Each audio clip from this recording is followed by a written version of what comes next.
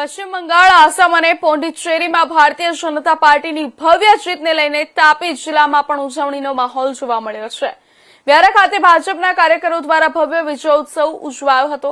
પાર્ટીના મધ્યસ્થ કાર્યાલય ખાતે મોટી સંખ્યામાં કાર્યકરો એકત્ર થયા હતા અને ફટાકડા ફોડી ખુશી વ્યક્ત કરી હતી। સાથે જ ઉપસ્થિતોને મોઢું મીઠું કરાવી પાર્ટીના જયઘોષ સાથે જીતનો જશ્ન મનાવવામાં આવ્યો હતો। સમગ્ર કાર્યક્રમ દરમિયાન કાર્યકરોમાં ઉત્સાહ અને આનંદનો માહોલ જોવા મળ્યો હતો।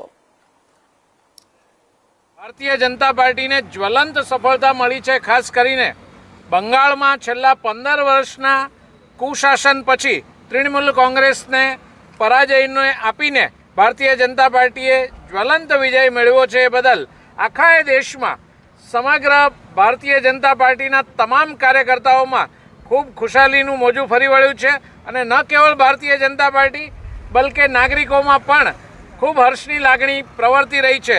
ખાસ કરીને પશ્ચિમ બંગાળમાં જે મતદાતાઓ મતદાન કરતાં પણ ડરતા હતા એમને ખૂબ મોટી સંખ્યામાં મતદાન કરવા માટે પ્રોત્સાહિત કર્યા અને એના પરિણામે ખૂબ તોતિંક મતદાન થયું અને એમાં ભારતીય જનતા પાર્ટીને જ્વલંત સફળતા મળી છે।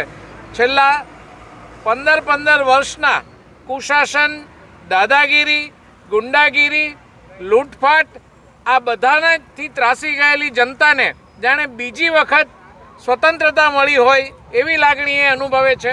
ભારતીય જનતા પાર્ટીના સ્થાપક આદરણીય શ્યામાપ્રસાદ મુખર્જીની ભૂમિ એટલે પશ્ચિમ બંગાળ અને ત્યાં જ ભારતીય જનતા પાર્ટીને આજ સુધી શાસન નહોતું મળ્યું, પરંતુ મોદીજી અને અમિતભાઈ તથા શીર્ષસ્થ નેતૃત્વના વચનો ઉપર ભરોસો રાખીને જ્યારે બંગાળની જનતાએ આ શાસન સોંપ્યું છે ત્યારે બંગાળ હવે દેશના અન્ય ભાજપા શાસિત રાજ્યોની જેમ જ વિકાસના માર્ગે પૂરપાટ ગતિથી આગળ વધે એવો જનતાનો વિશ્વાસ છે અને આ વિજયને ખૂબ હર્ષપૂર્વક ભારતીય જનતા પાર્ટીના તમામ કાર્યકર્તાઓ અને ભારત દેશની જનતા ખાસ કરીને પશ્ચિમ બંગાળના તમામ મતદારો છે એ ઉજવી રહ્યા છે।